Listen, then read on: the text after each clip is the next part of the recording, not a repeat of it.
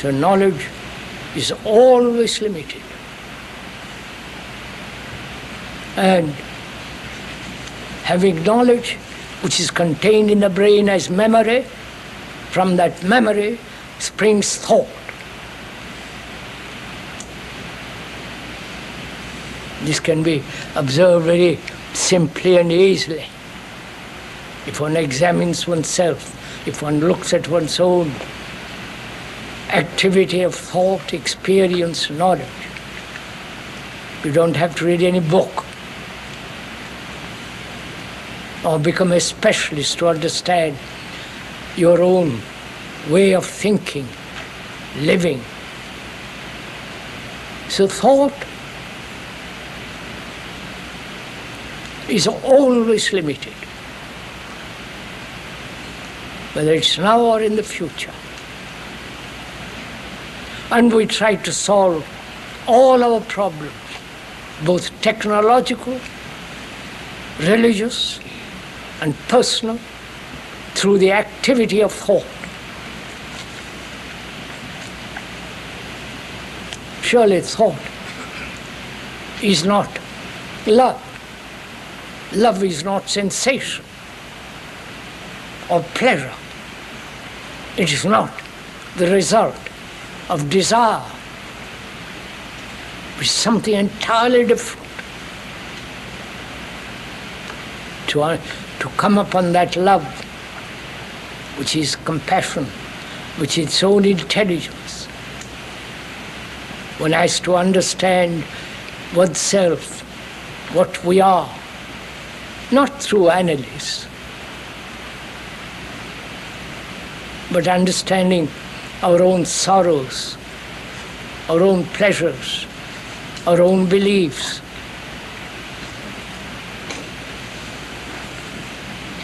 You know,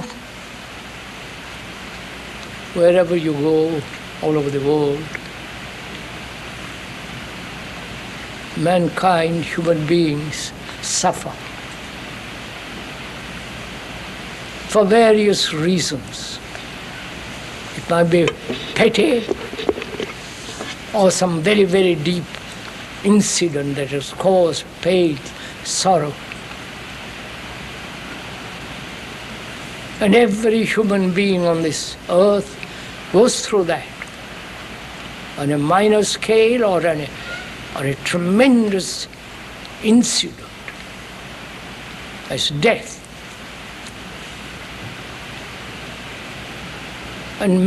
And sorrow is shared by all mankind. It's not your sorrow or mine, it's mankind's sorrow. Mankind's anxiety, pain, loneliness, despair, aggressiveness.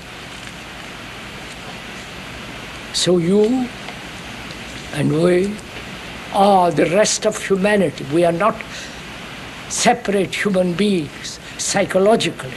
You may be a woman, or you may be a man, you may be tall, dark, short, and so on.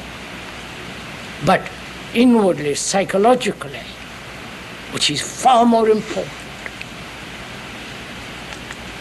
we are the rest of mankind. You are the rest of mankind. And so if you kill another, if you are in conflict with another, you are destroying yourself. You can observe this very, very carefully if you look at yourself without any distortion. So there can only be peace when mankind, when you and I have no conflict in ourselves. And you might say, if one achieves or comes to an end to all conflict within oneself, how will it affect the rest of mankind? This is a very, very old question. This is being put thousands of years before Christ, if he ever existed.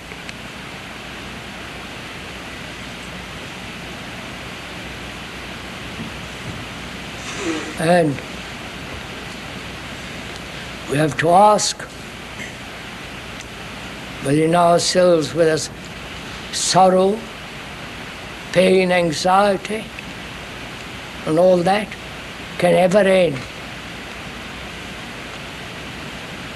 If one applies, looks, observes with great attention, as you look with considerable attention when you are combing your hair or shaving, with that quality of attention heightened, you can observe yourself, all the nuances, subtleties.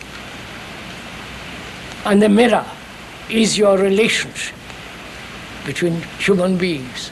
In that mirror, you can see yourself exactly as you are. But most of us are frightened to see what we are. And so we gradually develop resistance, guilt, and all the rest of that business. So we never ask for total freedom, not to do what you like, but to be free from choice. Where there are multiple choice, there are multiple confusions. So, can we live on this earth, parchment terrace, with a great understanding of mankind, which is to understand yourself so profoundly, not according to some psychologists, analysts. They too have to be analyzed. So we can, without turning to the professionals, as simple laymen, we can observe